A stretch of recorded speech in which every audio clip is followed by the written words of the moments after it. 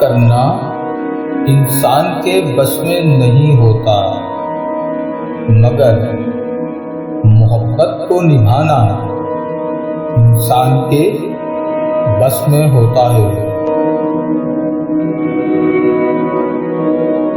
अंधी मोहब्बत हो या अंधा एतमाद, दोनों इंसान को गहरी खाई में गिरा देते हैं। वक्त के साथ साथ आदतें बदली हैं।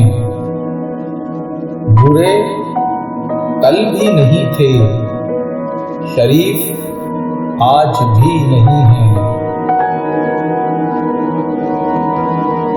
अगर लोगों को इज्जत देना और माफ करना तुम्हारी कमजोरी है, तो तुम दुनिया के सबसे ताकतवर इंसान हो।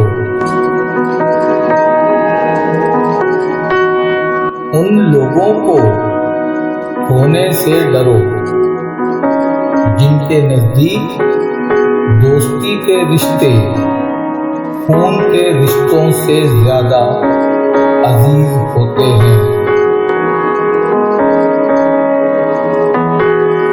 कोई भी फैसला लेने से पहले 100 बार सोच लो, लेकिन जब फैसला ले लो उस पे डट जाओ।